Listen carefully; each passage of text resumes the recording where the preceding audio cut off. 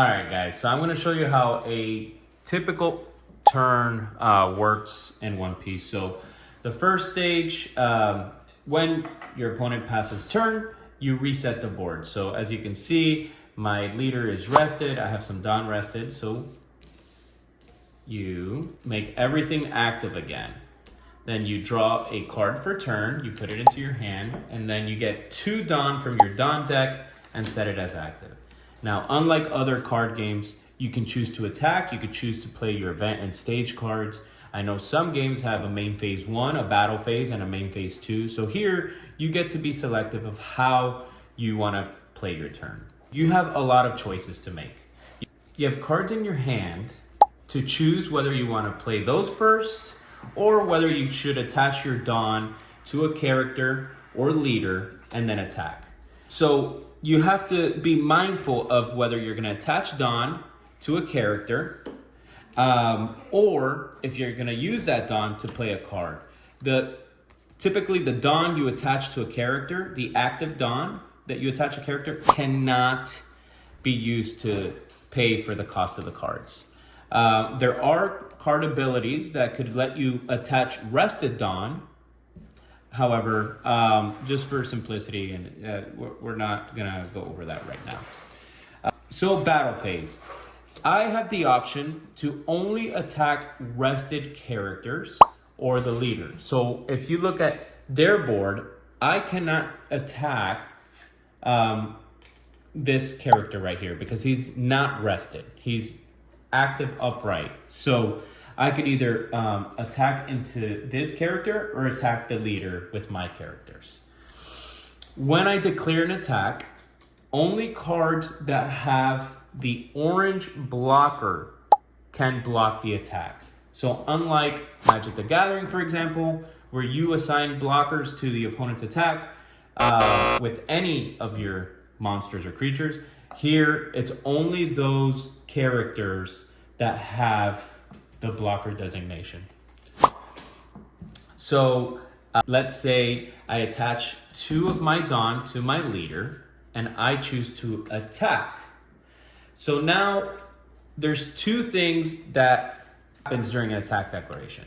First is you have to decide whether you want to block. So they have to make a decision of whether they're going to block this attack. So let's say I attach 2 Dawn and I attack. So I put my leader in rested position and I declare this as the target of the attack. Now they get to decide whether they want to block the attack or not. If they choose not to block the attack, there's a second decision, whether they want to pitch a card from their hand to the trash to counter, give the character plus power during the attack to save the character. So say this character was 7,000 and 7,000. The attacker always wins. So if I were to attack here, my character, let's say I did a character because leaders never stay off the board. So 7,000 and 7,000. If he lets this go, this character will go to the trash and this character stays because the attacker always wins, even though they're the same power. So that's an important distinction here. Then if I choose this attack on this character, they could choose whether to block, and then you assign power to the blocker. So if this is 7,000 and this character decides to block, then this character will go to the trash. Now, remember, there's 2 options. Whether they want to block. Say they don't want to block, 7,000, 7,000. Are they going to pitch a card as a counter or activate a card? You can activate counter cards like this one where it's an event and boost it temporarily for 1,000 during that battle. So say I attack, he pitches a card to make it 8,000. My character does not die. The attacker always wins. So no matter what, this character is just rested and nothing happens.